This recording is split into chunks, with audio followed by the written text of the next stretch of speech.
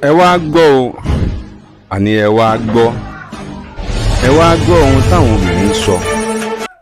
Ẹ wá gbọ́ ohun táwọn ọmọbìnrin ń sọ tí wọ́n ń sọ nípa promoter àwọn olórin ìyẹn Ọlájídé Olúwaṣeun tí gbogbo ayé mọ̀ sí Seun Egbeegbe.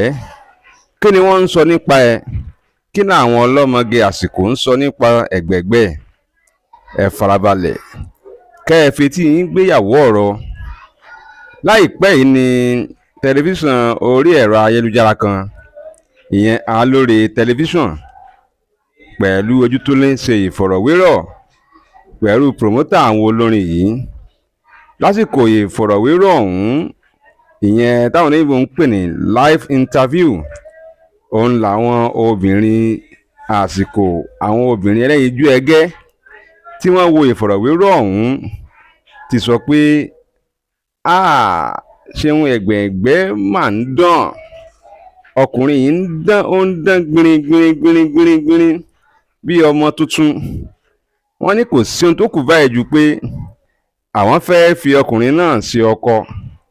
Wọ́n láwọn fẹ́ kí Seun Egbeegbe kó jẹ́ adé orí àwọn. Lásìkò ìfọ̀rọ̀wérọ̀ yìí ó fẹ́ẹ̀ tó àwọn obìnrin 5 tí wọ́n ní ohun táwọn fẹ́ báyìí ni pé kí Seun Egbeegbe kó jẹ́ ọkọ àwọn, nítorí pé ṣe ni ọkùnrin náà ń dá wọn lọ́rùn. Wọ́n ní ẹwà rẹ̀ àti bára rẹ̀ ṣe ń dán gbinrin-gbinrin ó ń múnú àwọn dùn. Àwọn sì fẹ́ kí Seun Egbeegbe ìyẹn Ebony production jẹ́ ọkọ àwọn. Àbẹ́ ẹ̀ wá rí pé àwọn obìnrin àsìkò yìí wọn mú nǹkan mọ́ra mọ́. Ayé àtijọ́ ni wọ́n sọ pé ọkùnrin ló máa ń kẹnu sóbìnrin, ṣùgbọ́n àsìkò tá a wà yìí gbogbo nǹkan ti yí padà. Àwọn obìnrin gan ti ń kọnu sọ́kùnrin báyìí. Tẹ́ ẹ bá wá rí ìjàyà, tẹ́ ẹ rẹ́bùnì, tẹ́ ẹ rí Seun Egbeegbe, ẹ bá ń sọ fún pé àwọn obìnrin àsìkò wọn láwọn wọ́n ń wá gidigidi, wọ́n láwọn fẹ́ kó jọ́kọ àwọn o.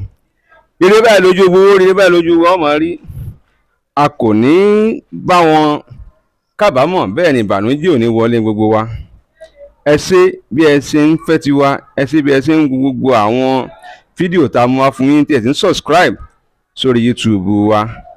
Adúpẹ́ o, adúpẹ́ òkun. Ire báyìí lójú owó rí, ire kàbìtì lọ́ọ̀dẹ̀ gbogbo wa. Ó